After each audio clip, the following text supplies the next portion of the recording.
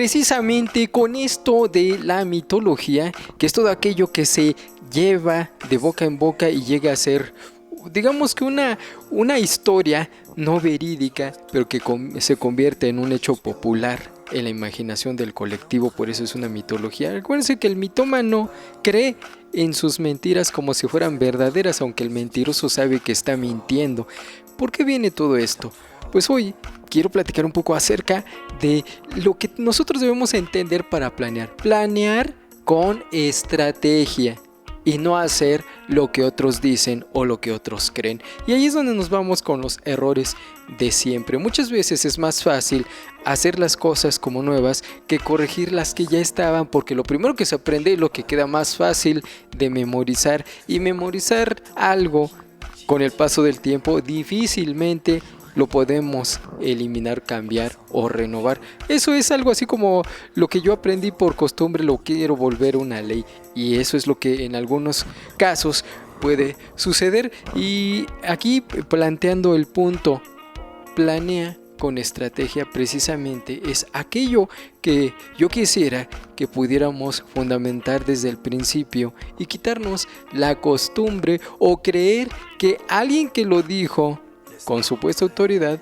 quiere decir que es lo correcto, cierto o no. Y en estos momentos, en estos días precisamente, hay mucha gente que empieza a leer y a leer y a leer, y entonces lo primero que se les ocurre es lo que es que hay veces hay algunas cosas que son más fáciles de entender por una forma explicativa que no siempre es la más fácil, pero que de alguna manera necesitamos algo. El ejemplo de esto, cuando cambia el IVA, el tratamiento del IVA de lo facturado, es decir, lo devengado, a lo efectivamente cobrado y efectivamente pagado, lo primero que se nos ocurre, o se les ocurrió a muchos, es el flujo de efectivo.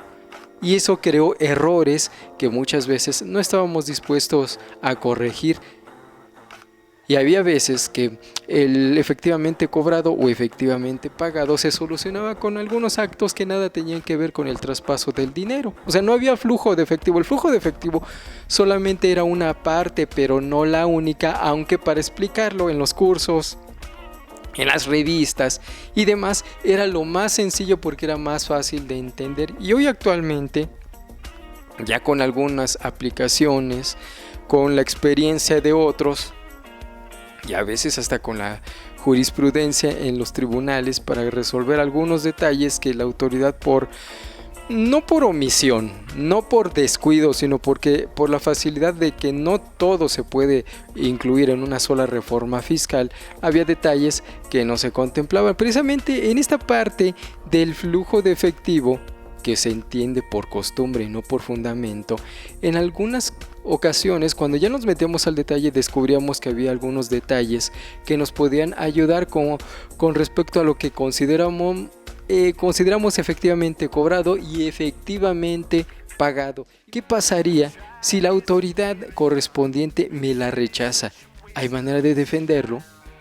Ahora, antes de todo esto, viendo solamente beneficios, ¿qué tal si hay perjuicios? ¿Y qué tal si en algo perjudican a alguien? Por ejemplo, al trabajador, que al trabajador se limiten sus beneficios y yo lo haga escudándome en alguna ley o en algún reglamento o algún esquema específico.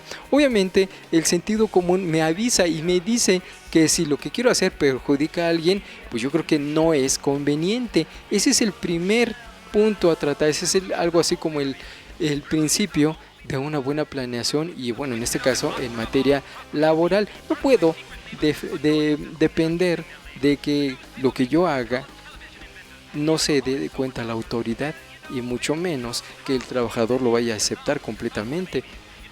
Todos los trabajadores en algún momento van a estar inconformes si pierden beneficios, ya sea por los salarios, ya sea por las prestaciones y demás.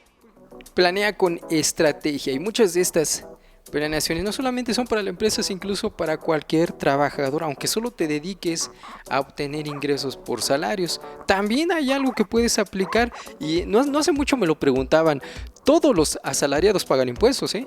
Y yo le pregunto, porque ahorita con lo de las campañas y todos dicen, oye, pero es que todo esto viene de nuestros impuestos, efectivamente, y cuando les digo, tú también contribuyes, no te das cuenta porque te lo descuentan el patrón te descuenta de tu salario y lo entera a la autoridad. Por lo tanto, tú también estás contribuyendo.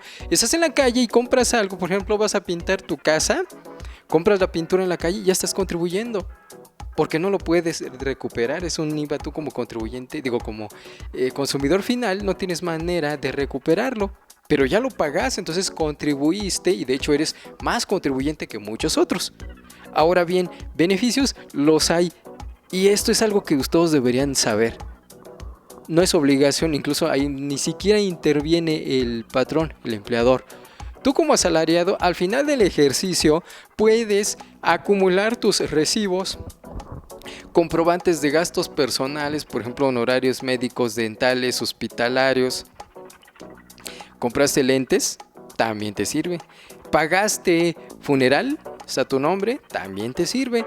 ¿Para qué? Para que en el ejercicio, al final, en el mes de abril, tú presentes declaración anual de, por ejemplo, en este año 2015, recupera estos documentos que te estoy mencionando y al final, en el cierre del ejercicio, le avisas a tu patrón que no te haga el ajuste porque en abril tú presentas voluntariamente tu declaración y es posible que recuperes impuestos, siendo asalariado, sin ninguna otra obligación, sin que tú presentes declaración regularmente, mes con mes, también eres susceptible de devolución de impuestos. Lo que pasa es que como nunca te lo dicen o pues no hay manera de que te enteres de estas cosas, pues por eso no lo hacen, pero si todos lo hicieran, no habría ningún problema ante la autoridad.